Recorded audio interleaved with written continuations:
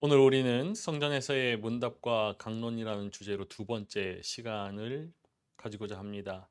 부활에 관한 문답으로 마가복음 12장 18절에서 27절의 말씀을 살펴보겠습니다.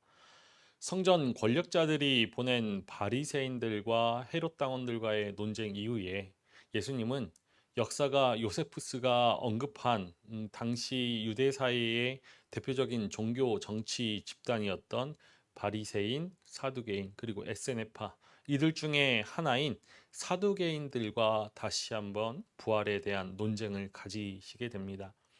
이리하여서 예수님은 예루살렘 성전 입성 후에 유대 사회를 이끌어가던 대부분의 핵심 세력들, 대제사장들과 서기관들, 그리고 장로들, 그리고 바리새인들과 헤롯 당, 그리고 마지막으로 사두개인들, 이들과 충돌을 갖게 되신 것이죠. 오늘 우리가 보아야 할 마가복음 12장 18절에서 27절의 말씀은 크게 두 부분으로 구성되어 있음을 볼 수 있습니다. 먼저 사두개인들의 질문, 그리고 예수님의 응답, 이렇게 나누어 볼 수 있죠. 이 두 부분은 유사한 구조를 가지고 있습니다. 먼저 사두개인과 예수님은 하나의 키워드를 사용하시면서 자신들의 논지를 각각 수미상관시키고 있는 것을 볼 수 있는데, 사두개인들은 부활, 아나스타시스라는 이 부활이라는 단어를 질문의 시작과 끝에 배치시키고 있죠. 그리고 예수님 역시도 오해하다라는 동사, 플라나오라는 이 동사를 사용하셔서 응답을 시작하셨다가 마치시는 것을 볼 수 있습니다. 그리고 다른 유사점은 사두개인과 예수님 모두가 모세 오경에 의거하여서 자신의 입장을 세워 나간다라는 것이지요. 사두개인들은 신명기의 말씀을 근거로 부활의 불가능성을 내세우고 있고, 예수님은 출애굽기의 말씀을 근거로 하여서 부활의 필연성을 주장하시는 것을 우리가 보게 됩니다. 우리 함께 마가복음 12장 18절의 말씀을 읽어 보겠습니다.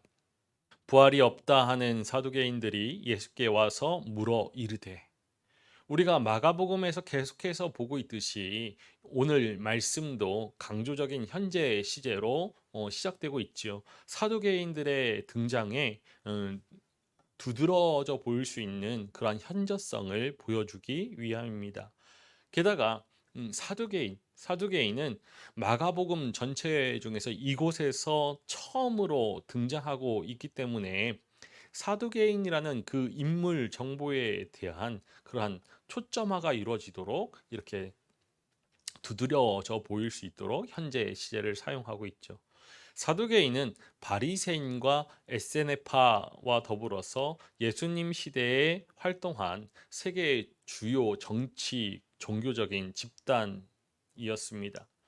안티오쿠스 4세가 유대교 말살 정책에 항거하여서 마카비 혁명이 일어나게 됩니다. 3년의 항쟁 끝에 그 헬라 세력들을 몰아내게 되었는데, 마카비의 동생이었던 요나단이 대제사장이 됩니다. 그러자 반발하는 사람들이 생겨났죠. 요나단은 투쟁 과정에서 숱하게 피를 흘렸는데 어떻게 대제사장이 될 수 있느냐라고 하였습니다. 이 즈음에 유대 사회에 사두개파, 바리새파, 에세네파라는 세 분파가 생겨났습니다. 마카비하고 결별하였던 하시딤이 에세네파를 이루었고, 그리고 마카비와 결별하지 않은 하시딤이 바리새파를 이루게 되죠. 그리고 부유한 귀족층과 제사장 그 계파를 중심으로 하여서 사두개파가 이루어졌습니다.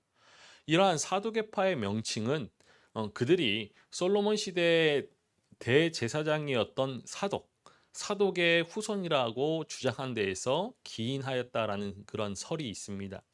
그들은 예수님 시대의 성전 권력의 실세로서 당시 상당수의 제사장 그리고 대제사장이 이러한 사두개파에 속해 있었죠. 또한 성전과 성전에서 드리는 그 제사의 중요성을 강조했는데, 성전이 이 사두개파들의 권력의 기반이라는 사실을 고려할 때 이러한 성전 그리고 제사에 대한 중요성을 강조하는 것은 당연한 것일 것입니다. 사두개인들은 유대교 그런 신앙책에 있어서 보수적인 입장을 견지하면서 바리새인들과는 다르게 천사, 부활, 그리고 영혼 불면을 믿지 않았습니다. 또한 구전으로 전해졌던 그러한 토라의 권위를 인정하였던 바리새인들과는 다르게 그런 장로들의 유전 율법, 구전 율법들을 중요시하였던 바리새인들과는 다르게 오직 기록되어져 있는 그러한 성경의 권위만을 인정하였고, 따라서 구약 성경의 다른 책보다 모세오경을 더욱 권위 있는 책으로 여겼지요. 이러한 사두개인들이 예수님께 와서 부활을 부정하는 논증을 제시했습니다. 사두개인들이 부활이 없다라고 주장한다라는 그런 관계대명사절의 정보는 그들과 관련된 많은 배경 지식 가운데 이어지는 그런 논쟁에 예수님과의 그 논쟁에 필요한 정보만을 초점화시키고 있죠. 이 사두개인들이 부활을 불신한 여러 이유들은 당시 자료에 명시되어 있지 않기 때문에 우리가 추론해 보아야 합니다. 우리가 추론해 볼 수 있는 첫 번째는 사두개인들이 권위 있는 책으로 인정한 모세오경, 이 모세오경에 부활에 대한 분명한 가르침이 있지 않기 때문이죠.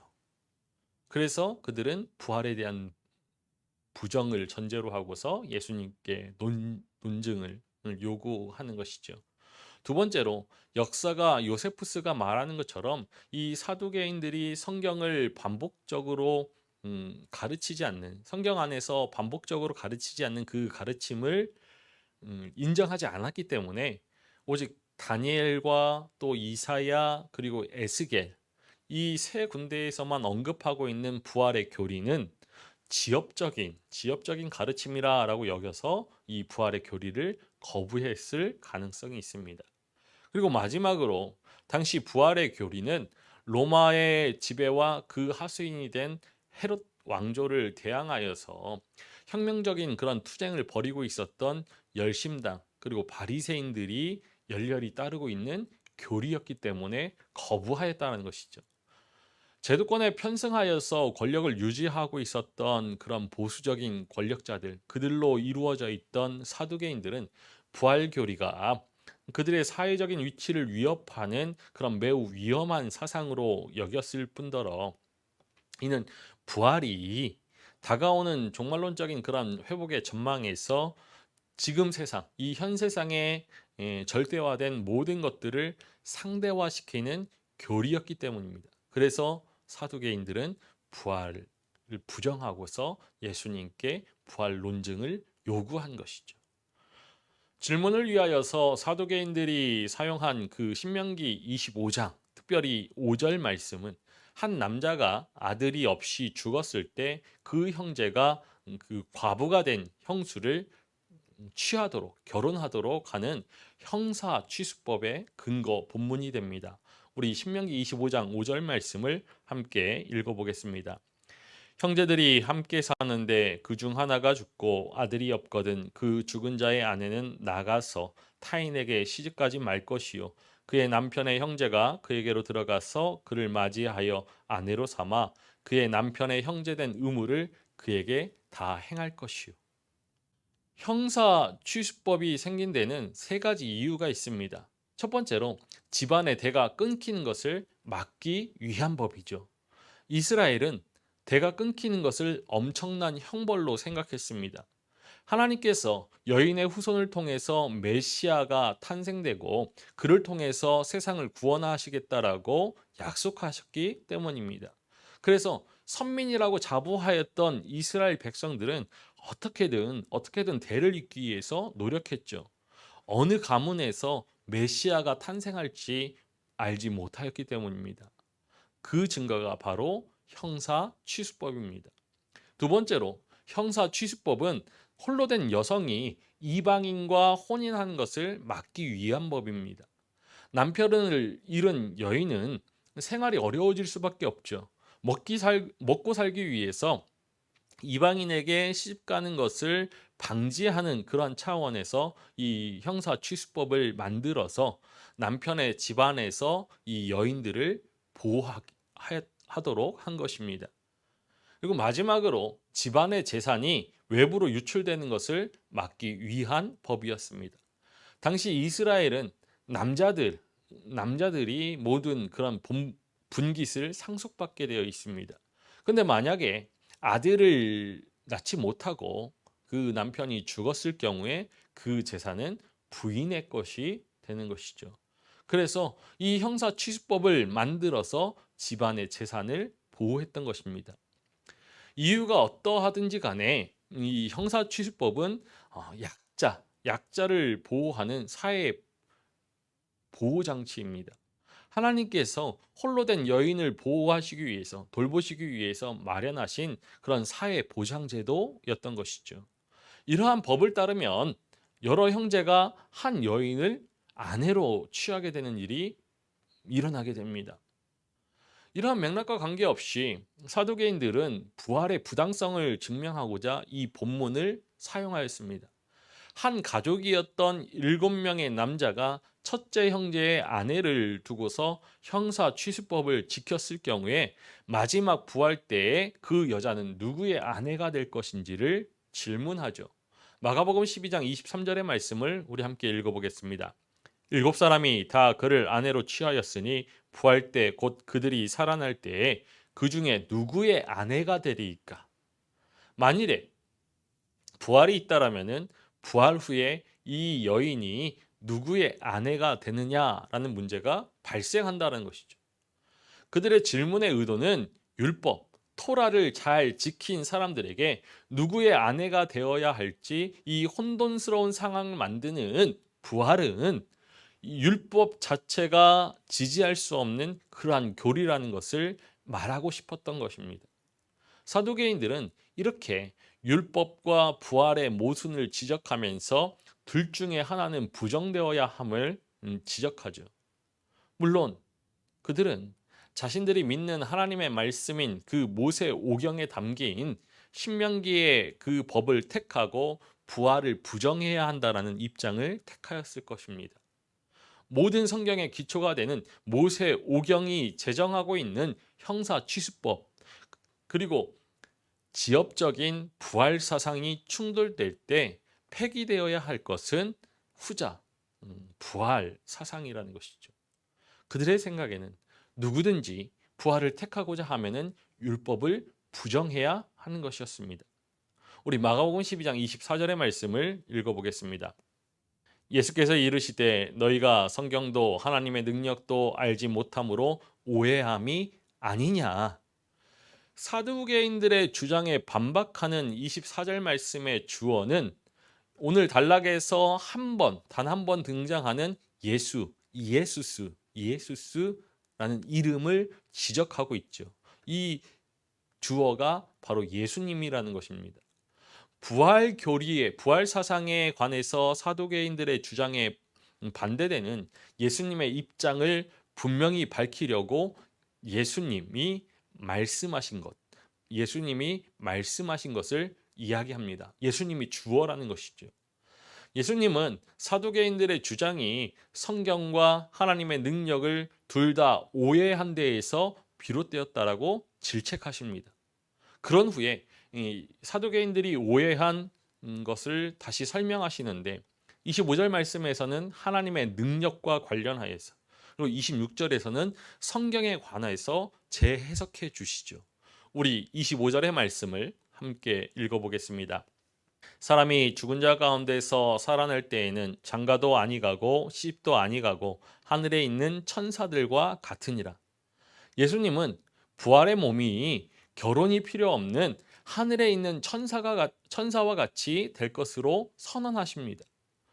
이 말씀에 천사와 같이 될 것이다, 하늘에 있는 천사와 같이 될 것이다 라는 이 말씀에 대한 여러 해석이 있습니다.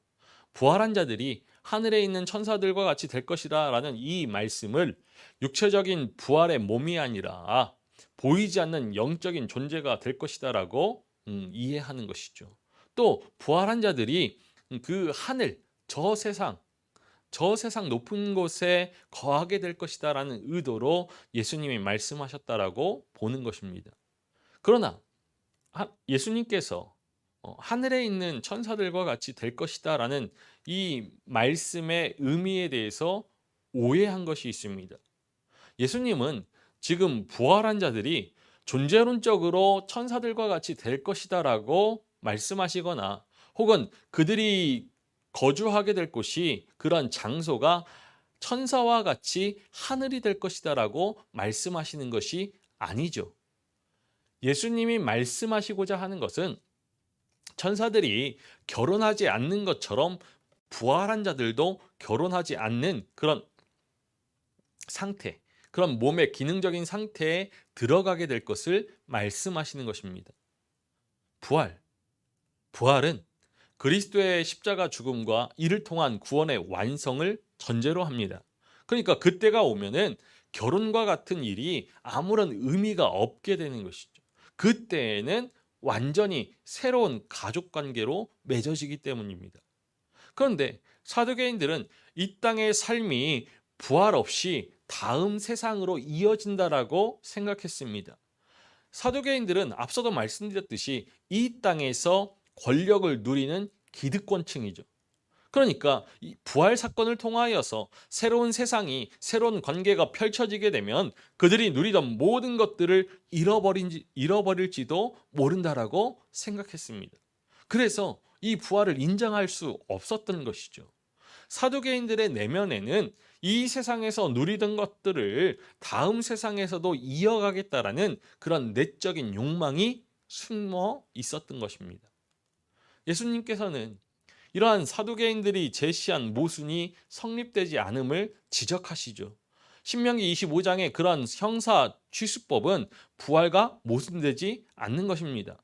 왜냐하면 부활 후에는 결혼하지 않기 때문이. 그러니까 신명기 25장의 형사 취수법과 부활은 동시에 성립될 수 있는 것입니다. 그렇다면 사두개인들이 무지했던 하나님의 능력은 무엇이겠습니까? 형사 취수법의 맥락에서 본다라면은 결혼은 한 가족 구성원의 그런 죽음의 문제를 해결하기 위한 제도입니다. 예수님에 따르면 하나님께서는 부활의 몸에 불멸을 주실 것이기 때문에 부활의 때는 더 이상 이러한 법이 형사 취수법이 필요 없게 된다라고 말씀하셨죠. 사두개인들이 몰랐던 하나님의 능력은 하나님께서 지으신 그 사람이 죽을 때 그 사람을 그 육체를 버리기보다는 부활시키시는 종말론적인 재창조의 능력이었습니다. 이런 점에서 사두개인들은 이 현세의 세상 위로 다가오고 있는 하나님의 그러한 종말론적인 능력에는 무관심한 채 다만 이 세상에서 가능한 일은 무엇이고 또 불가능한 일은 무엇인지를 스스로 재단하면서 살아가는 그런 사업가적인 마음, 그 이상도 그 이하도 아니었던 것이죠. 26절에서는 예수님께서 이 사두개인들이 오해한 성경을 재해석해 주십니다. 우리 26절의 말씀을 읽어보겠습니다. 죽은 자가 살아난다는 것을 말할진대 너희가 모세의 책 중 가시나무 떨기에 관한 글에 하나님께서 모세에게 이르시되 나는 아브라함의 하나님이요 이삭의 하나님이요 야곱의 하나님이로라 하신 말씀을 읽어보지 못하였느냐. 26절의 말씀은 죽은 자들이 일으킴을 받을 것에 관한 그 말씀으로 시작하고 있는데 이것은 이어지는 성경을 해석하는 그런 키워드가 부활이 될 것을 알려주고 있죠. 예수님께서는 사두개인들이 받아들이고 있는 모세 오경에 토대하여서 부활을 긍정하십니다. 사두개인들이 앞서서 모세 오경을 언급했듯이 모세의 책을 언급했듯이 예수님 역시도 모세의 책을 인용하여서 사두개인들의 주장을 반박하시는 것이죠. 만약에 사두개인들이 받아들이지 않는 그런 구약 성경의 다른 그런 책들에 토대하여서 논증하게 되면은 사두개인들을 설득할 수 없기 때문입니다. 예수님께서 선택하신 말씀은 출애굽기 3장 6절의 말씀이죠. 우리 함께 읽어보겠습니다. 또 이르시되 나는 내 조상의 하나님이니 아브라함의 하나님, 이삭의 하나님, 야곱의 하나님이라. 모세가 하나님 배웠기를 두려워하여 얼굴을 가리매. 모세가 호렙산에서 가시나무 떨기에 불이 붙은 것을 보았습니다. 하나님께서 모세에게 이스라엘의 구원 계획을 알려주시죠. 말씀해 주셨습니다. 모세가 이스라엘 자손에게 가서 그러면 어떻게 하나님을 설명해야 하느냐라고 묻습니다. 그때 하나님께서 아브라함의 하나님, 이삭의 하나님, 야곱의 하나님이라고 설명하라고 말씀하시죠. 일종의 하나님의 자기소개였던 것이죠. 이러한 인용의 본문의 말씀을 통하여서 하나님은 족장들의 하나님, 족장들의 하나님으로 요약되죠. 아브라함의 하나님, 이삭의 하나님, 야곱의 하나님. 예수님은 하나님께서 아브라함과 이삭과 야곱의 하나님이라는 그런 본문을 근거로 하여서 그는 죽은 자들의 하나님이 아니라 살아있는 자들의 하나님이라고 전해줍니다. 우리 27절의 말씀을 함께 읽어보겠습니다. 하나님은 죽은 자의 하나님이 아니요 산 자의 하나님이시라. 너희가 크게 오해하였도다 하시니라. 예수님은 이 당시 사람들이 받아들이는 전제를 언급하셨습니다. 사실 죽은 자의 부활을 위한 그런 근거가 되는 말씀으로 이 새 족장의 하나님이라는 그 주장은 매우 취약해 보이죠. 죽은 자의 하나님, 족장들의 하나님이라는 그 주장이 이 죽은 자들이 아닌 산자의 하나님이라는 족장들의 하나님이라는 그 주장이 어떻게 살아있는 자들의 하나님이라는 주장을 만들어낼 수 있을까? 헬라의 영혼 불멸의 입장에서 아브라함과 이삭과 야곱이 예수님 당시에는 이미 죽었지만 그들의 영혼은 하늘에 머물고 있었다라고 믿었기 때문에 하나님은 살아있는 자들의 하나님이 될 수 있다라고 예수님께서 주장하실 수 있다라고 하는 이야기들이 있습니다. 유대인들 역시 영혼 불멸을 믿었기 때문에 그러한 주장이 가능해 보일 수 있죠. 하지만 만약에 이 사두개인들이 믿지 않는 영혼 불멸이 주된 논지가 되어버린다라면은 예수님의 그 주장은 되레 육체의 부활을 반대하는 사두개인들의 주장을 지지해주는 그런 모양새가 되어버리죠. 영혼 불멸이 주된 논지가 되기 때문입니다. 그러나 하나님은 죽은 자의 하나님이 아니요 산 자의 하나님이시더라라고 말씀하셨습니다. 죽은 족장들의 하나님이 산 자의 하나님이 된다라는 이 결론은 하나님께서 마지막 날에 죽은 족장들에게 육체의 부활을 주실 것이다 라는 그 추론을 할 수 있을 때 이해할 수 있는 것입니다. 하나님께서 한때는 아브라함의 하나님이었다가 아브라함이 죽은 다음에는 이삭의 하나님이 되었고 그리고 이삭이 죽은 다음에는 야곱의 하나님이 되는 것이 아니죠. 하나님은 아브라함한테도 지금도 하나님이십니다. 아브라함이 이스라엘 사람들한테는 죽은 사람이라 하여서 하나님께도 죽은 사람은 아닙니다. 아브라함, 이삭, 야곱이 죽은 것이 아니라 산자로 간주되고 있죠. 하나님께서 이미 죽은 자들을 산자로 간주하신다라면은 이것은 하나님께서 그들을 부활시키기 때문입니다. 즉 산자의 하나님에 대한 그 결론은 죽은 자를 살릴 수 있는 그 하나님의 능력에 대한 신앙의 기초 위에서 만들어진 신앙의 고백이라는 것이죠. 그래서 아브라함의 하나님, 이삭의 하나님, 야곱의 하나님, 산자의 하나님이신 것입니다. 이러한 예수님의 구약의 해석은 우리가 주목해 보아야 합니다. 부활의 당위성을 주장하기 위하여서 출애굽기 3장 6절로부터 온 이 본문을 사용하신다는 점에서 예수님의 성경 해석은 이 율법의 권위 있는 해석자 바리새인 힐렐이 주장한 성경 해석의 원리, 성경으로부터 온 인용 위에 원리를 세워라 라는 그 해석의 원리에 일치합니다. 그럼에도 우리가 이러한 주장을 뒤로하고 이 예수님의 출애굽기의 원래 문맥에서 본다라면은 이 해당의 본문은 부활의 주제와는 관련이 없기 때문에 이렇게 문맥에 의존하는 해석에 익숙한 우리의 눈에는 예수님의 인용이 다소 무리가 있어 보이는 것이죠. 하지만 예수님의 성경 해석학은 하나님에 대한 자신의 경험, 자기 경험에 토대하는 것입니다. 예수님은 이미 하나님께서 예수님 자신을 통하여서 죽은 야이로의 딸을 회생시키시는 것을 경험했고, 또한 앞으로 자신이 예수님이 죽게 될 경우에도 부활시키실 것을 믿고 있었죠. 예수님의 세 차례 순환 예고가 그것을 증명합니다. 이러한 경험, 이러한 믿음은 예수님의 구약 본문 해석에 그대로 반영되었던 것이죠. 이런 점에서 예수님의 구약 해석은 탁월한 권위적인 성격을 가지고 있는 것입니다. 예수님은 다시 한번 더 사두개인들이 크게 오해하였다라고 지적하심으로써 부활에 관한 사두개인들의 논쟁을 끝내십니다. 앞서 말씀드렸던 수미상관의 법칙이죠. 예수님께서 사두개인들을 향하여서 말씀하시고자 한 메시지는 단 하나입니다. 하나님은 죽은 자의 하나님이 아니라 산 자의 하나님이시다. 우리는 죽은 자들 가운데서 일으킴을 받은 사람들이죠. 하나님의 사람들입니다.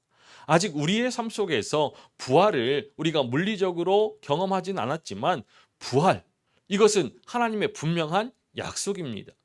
지금 오늘도 우리는 이 약속을 붙들면서 우리의 믿음을 살아가고 있습니다. 날마다 부활의 권능을 누리면서 살아가고 있죠. 사두개인들은 자신들의 기득권 때문에 부활을 인정하지 않았습니다. 그리고 부활을 인정하지 않는 삶을 충실하게 살았죠. 그들의 말과 행동이 분명하게 일치했습니다. 그렇다면 이 사두개인에게 비추어 본다라면 우리는 지금 어떠합니까? 말로, 우리의 입술로 부활을 인정하는 것이 전부는 아닙니다. 부활을 인정하는 삶을 살아야죠. 말과 행동이 일치해야 합니다. 부활하신 예수 그리스도의 그 새 출애굽을 인정하는 믿음의 삶을 우리가 삶으로 살아내야 합니다. 삶의 모든 순간에 부활의 권능을 누리면서 우리가 살아가야 하는 것이죠. 그렇게 우리의 입술과 행실로, 우리의 손과 발로 부활을 인정하고 부활의 권능을 누리면서 살아갈 때 우리의 손길이 닿는 곳마다, 우리의 호흡이 머무는 곳마다 죽어가던 생명이 회복되는 역사가 일어나게 될 것입니다. 사망이 거두어지고 생명의 빛이 찬란히 비춰오는 역사가 나타날 것이죠. 산자의 하나님, 부활의 권능의 주 하나님만을 신뢰하면서 부활의 권능이 임한 새 출애굽의 삶을 살아서 생명의 역사를 읽어가는 하나님의 사람이 되기를 주님의 이름으로 간절히 축원합니다. 우리 함께 기도하시겠습니다. 살아계셔서 찬양받으시기 합당하신 아버지 하나님, 우리 주 예수 그리스도를 죽은 자 가운데서 일으키시고 예수 그리스도를 주로 높이셔서 모든 이름이 그 발 아래 무릎 꿇고 모든 존귀와 위엄과 찬양을 올려드리도록 하신 하나님이심을 고백합니다. 우리가 하나님께서는 죽은 자의 하나님이 아니라 산 자의 하나님이심을 고백하고 믿음으로 부활의 권능을 받아서 부활의 사람들로 살아가게 하여 주옵소서. 우리의 입술로 부활을 시인하고 우리의 손과 발로 부활의 권능의 삶을 살아서 우리의 삶에 새 출애굽의 은혜를 허락하신 주님을 따르는 믿음의 삶이 되게 하여 주옵소서. 그리하여서 부활의 권능이 찬 우리의 삶을 통하여서 우리의 손길이 닿는 곳마다, 우리의 호흡이 머무는 곳마다 죽어가던 생명이 다시 살아나게 하시고 사망이 거두어지고 생명의 빛이 비춰오는 그러한 능력 있는 삶을 살아가게 하여 주옵소서. 주님, 이 땅에 부활의 영광을 밝히 비춰주시기를 원합니다. 생명의 탄식이 젖어든 이 땅에, 죽음의 문화가, 죽음의 그늘이 드리운 이 땅에 주님, 부활의 영광의 빛을 밝히 비춰주시사 생명의 기쁜 찬송이 울려나게 하시고 주님, 생명 살림의 역사가 일어나게 하여 주옵소서. 부활의 주 예수 그리스도께 감사를 드리며 우리 주 예수 그리스도의 이름으로 기도하옵나이다. 아멘.